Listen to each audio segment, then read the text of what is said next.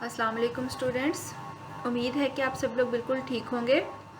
और आज जो हमारा ऑनलाइन लेक्चर का जो हमने एक सिलसिला स्टार्ट कर रखा है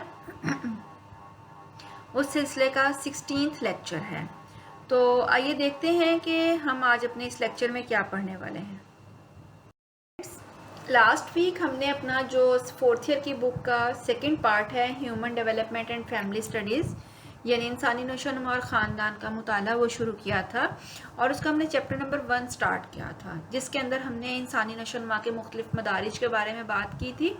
और हमारा आज का जो लेक्चर है वो हमारे पिछले 3-4 लेक्चर्स की कॉन्टीन्यूएशन ही है। हम मुख्तलिफ इंसानी जो डेवलपमेंटल स्टेजेस हैं उनके बारे में बात कर रहे हैं और हम देखते हैं कि मुख्तलिफ जो इंसानी ज़िंदगी के अदवार हैं उसमें इंसान की नशोनुमा किस तरह से मुकम्मल होती है। स्टूडेंट्स, कल हमने बात की थी मिडिल एज के बारे में, वस्ती उम्र के बारे में बात की थी और वस्ती उम्र के काम और वस्ती उम्र की नशोनुमा में, वस्ती उम्र में शख्सियत की नशोनुमा तक हमने कल बात की थी। आज हम बात करेंगे वस्ती उम्र के बहरान के बारे में कि वस्ती उम्र में बहरान किस किस्म के हो सकते हैं। तो ऐसा है कि इस मरहले में बेशतर लोग अपने ख़ानदान की तश्कील कर चुके होते हैं, ज़रिया मुआश पुख्ता बुनियादों पर उस्तवार होने की वजह से। ना सिर्फ ये कि वो ख़ुद अपने वालिदैन के मोहताज नहीं रहते बल्कि अपने बच्चों की परवरिश की रोज़मर्रा ज़िम्मेदारियों से भी फारिग हो चुके होते हैं।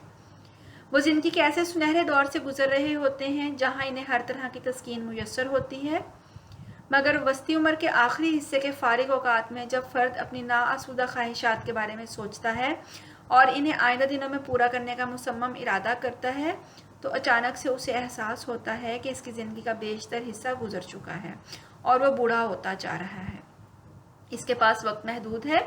ज़िंदगी के बकाया मकासद और नाआसूदा ख्वाहिशात की तकमील के लिए इसके पास सिर्फ चंद साल रह गए हैं। इस एहसास का पैदा होना कई लोगों के लिए इंतहाई सदमे का बाइस बनता है। यूं बाज़ अफराद के लिए वस्ती उम्र का आखिरी दौर अचानक एक बहरान की शक्ल इख्तियार कर लेता है।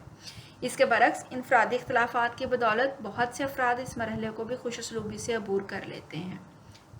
इन अफराद में क्योंकि अपनी ज़ात का तज्जिया करने से खुदागाही पैदा हो चुकी होती है, इसलिए इनमें मुताबिकत की बेहतर सलाहियत पाई जाती है।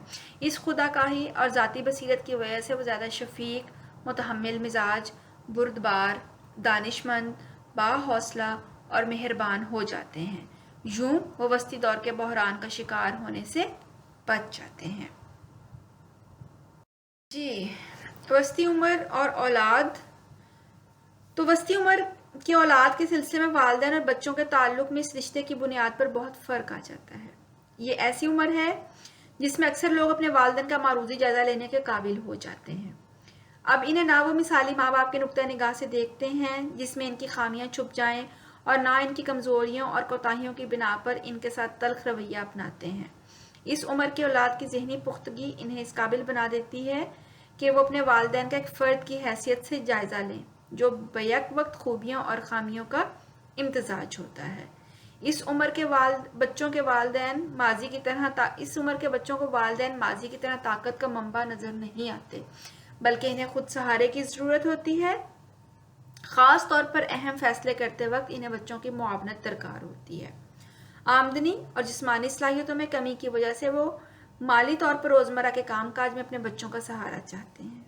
अगर खुदा न खास्ता वह कमज़ोर या बीमार हो जाएं तो बच्चों को इनकी मुकम्मल देखभाल करना पड़ती है। वस्ती उम्र की औलाद को अपने वालिदैन की ज़िंदगी के बारे में भी अक्सर फैसले करना पड़ते हैं। यूं बाज़-औक़ात इनके लिए अपने बीवी, बच्चों और अपने वालिदैन की जिम्मेदारियों में तवाज़ुन रखना मुश्किल हो जाता है। अब दोस्त अहबाब के बारे में बात करेंगे तो ज़िंदगी के इस दौर में फ़र्द क्योंकि अपने ख़ानदान और बाल बच्चों के अलावा अपने बूढ़े वालिदैन को भी बहुत ज़्यादा वक्त देता है, इसलिए ज़िंदगी के दूसरे अदवार की निस्बत इस दौर में फ़र्द के पास दोस्त अहबाब के लिए कम ही वक्त बचता है। नौजवानी के बरक्स इस मरहले की दोस्तियाँ बहुत ही सादा नौइयत की होती हैं और इनमें कोई पेचीदगी देखने में नहीं आती। नए शादीशुदा जोड़ों या रिटायर्ड अफराद की निस्बत इस दौर में फ़र्द कम ही दोस्ती निभा पाता है। हाँ, अलबत्ता इस दौर से पहले और बाद में इसके पास दोस्ती निभाने के लिए ज़्यादा मौक़े और फालतू वक्त मुयस्सर होता है। स्टूडेंट्स, इसके बाद हम शुरू करेंगे इंसानी ज़िंदगी के जिस दौर के बारे में बात करेंगे वो है बुढ़ापा।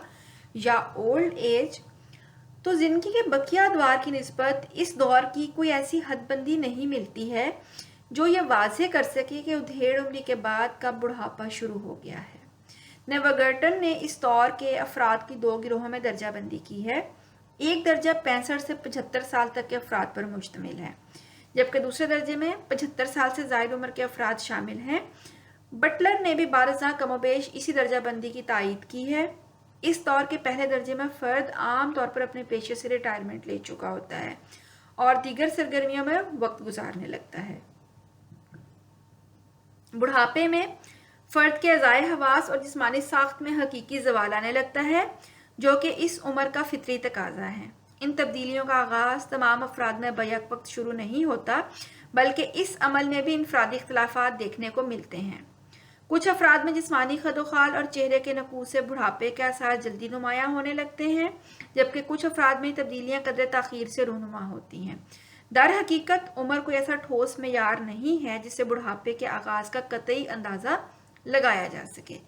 آپ نے بھی اپنے ارد گرد دیکھا ہوگا کچھ لوگوں کی ایج زیادہ ہوتی ہے لیکن دیکھنے میں وہ بوڑھے نہیں لگتے، جبکہ کچھ لوگ ہمارے ارد گرد ایسے بھی ہیں جن کی ایج کم ہے لیکن ان کے جسمانی خدوخال اور چہرے کے نقوص سے لگتا ہے کہ ان کی عمر کافی زیادہ ہوگی۔ جسمانی انحطاط ہی دراصل بڑھاپے کی آمد کا اعلان ہے۔ بڑھاپا بذات خود کوئی بیماری نہیں ہوتی، مگر اس کی وجہ سے جسمانی بیماریوں کے امکانات بہت زیادہ بڑھ جاتے ہیں۔ اب ہم بات کریں گے بڑھاپے میں جسمانی افعال کے بارے میں۔ تو بوڑھے افراد میں جوانی کے مقابلے میں بیماریوں کے امکانات قدرے بڑھ جاتے ہیں۔ بڑھاپے میں دل کے امراض، ہائی بلڈ پریشر، جوڑوں کا درد، ہڈیوں کی ناکارگی کے علاوہ ذہنی اور اعصابی امراض کے امکانات زیادہ ہو جاتے ہیں۔ اگر فرد طویل عرصے تک مختلف امراض میں مبتلا رہے تو ان کی وجہ سے جسمانی معذوری پیدا ہو سکتی ہے۔ عمر کے ساتھ ساتھ حسی اور ادراکی صلاحیتوں میں اگرچہ زوال آ جاتا ہے، لیکن دیکھا گیا ہے کہ کئی لوگ اپنی ان صلاحیتوں کو برقرار رکھنے میں کامیاب رہتے ہیں۔ نظر کی کمزوری اس عمر میں عام طور پر دیکھنے کو ملتی ہے۔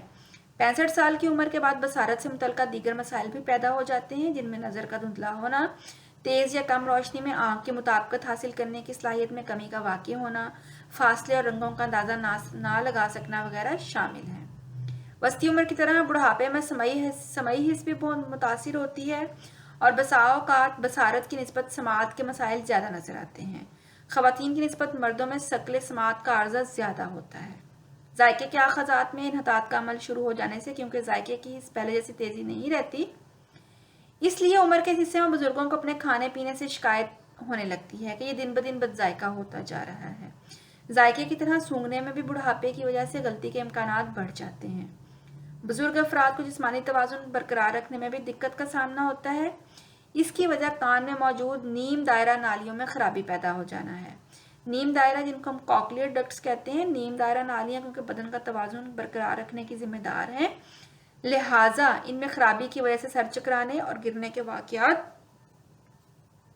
زیادہ ہونے لگتے ہیں۔ یوں گرنے کی وجہ سے فریکچر اور موت واقع ہونے کے امکانات میں بھی اضافہ ہو جاتا ہے۔ اگرچہ بزرگوں کے باقی حواس بھی زوال پذیر ہونے لگتے ہیں، تاہم وہ درد، سردی اور گرمی کے احساسات درست طور پر محسوس کرتے رہتے ہیں۔ جی، اب ہم بات کریں گے بڑھاپے میں جو جسمانی اور عضویاتی تغیرات آتے ہیں اس کے بارے میں۔ تو بڑھاپے میں کچھ عضویاتی تغیرات اور جسمانی تبدیلیاں اتنی واضح ہوتی ہیں کہ ہر فرد انہیں بآسانی دیکھ سکتا ہے۔ اس عمر میں چونکہ جلد کی اندرونی چربی کی تہہ پگھل جاتی ہے، اس لیے بزرگ افراد کی جلد ڈھیلی ہو کر لٹکنا شروع ہو جاتی ہے۔ جسم کے بیشتر حصوں پر جھریاں نمایاں ہو جاتی ہیں۔ گردن، ہاتھ اور پنڈلیوں کی رگیں خاص کر پھول جاتی ہیں۔ مرد اور خواتین کے سر کے بال زیادہ تر جھڑ جاتے ہیں، جبکہ باقی معنی سفید ہو جاتے ہیں۔ عمر کے اس حصے میں ریڑھ کی ہڈی کے مہروں کا درمیانی خلا کم ہو جاتا ہے یا یہ مہرے گھس جاتے ہیں، جس کی وجہ سے بزرگوں کے قد میں کمی واقع ہونا شروع ہو جاتی ہے۔ ہڈیوں کی کمزوری یعنی آسٹیوپروسس کا مرض اس عمر میں عام دیکھنے کو ملتا ہے، جس کی وجہ سے ہڈیاں کمزور ہو کر بھربھری ہو جاتی ہیں۔ چلتے پھرتے ہڈی ٹوٹنے کے واقعات عام ہونے لگتے ہیں۔ ہڈیوں کی اس کمزوری کی وجہ سے ہڈیاں مڑنے لگتی ہیں، کمر خمیدہ ہو جاتی ہے اور گردن کے نیچے کوہان سی نکل آتی ہے۔ جی، بزرگ افراد سردی کے لیے زیادہ حساس ہو جاتے ہیں۔ درجہ حرارت کم ہونے پر فوراً ٹھٹھرنے لگتے ہیں۔ गर्मी बर्दाश्त करने की सकत क्योंकि कम हो जाती है, इसलिए ज़्यादा गर्मी में काम करने से भी दुश्वारी महसूस करने लगते हैं। इनके इज़्तिरारी अफ़आल में भी पहले जैसी तेज़ी कायम नहीं रहती। बहुत से अफराद को उम्र के हिस्से में पेशाब और पखाने के कंट्रोल में भी दिक्कत का सामना करना पड़ता है। बुज़ुर्गों को ये कमज़ोरी सबसे ज़्यादा परेशान करती है, जिसकी वजह से वो मायूसी का शिकार हो जाते हैं। नींद में कमी की शिकायत भी इस उम्र में आम पाई जाती हैं। बुज़ुर्ग ना सिर्फ ये कि बहुत कम सोते हैं, बल्कि कभी कभार तो रातें जाग कर भी गुजार देते हैं। बुढ़ापे में दांतों और मसूड़ों की खराबी का तकरीबन तमाम अफराद को सामना करना पड़ता है। दांतों के गिरने की शिकायत तकरीबन तमाम बुजुर्गों में पाई जाती है। यूं तो उम्र के हिस्से में तमाम जिस्मानी अज़ा और निज़ाम बीमारियों से मुतासिर हो सकते हैं, लेकिन दिल के अमराज के इम्कानात सब अमराज की निस्बत ज़्यादा होते हैं। 55 साल की उम्र के बाद दिल की धड़कन सुस्त और बेकायदा हो जाती है। शरियानों में चर्बी जम जाने के बायस दिल की धड़कन के साथ साथ खून के दबाव में भी बेकायदगी आ जाती है। फर्द दिल के मर्ज के अलावा ब्लड प्रेशर का भी मरीज हो जाता है। मैदे के अफ़आल इस उम्र में भी कदरे बेहतर और ठीक काम करते रहते हैं। अगर फर्द खाने में बदपरहेजी करे यानी बसियारखोरी का शिकार हो तो इसकी वजह से निज़ाम तनफ़ुस, गुर्दों की खराबी के अलावा जिस्म को शक्कर के इंतज़ाम में दिक्कत होती है। ये तमाम वजूहात अमले इन्हतात को तेज़ कर देती हैं और नतीजतन ज़िंदगी मुख्तसर हो जाती है।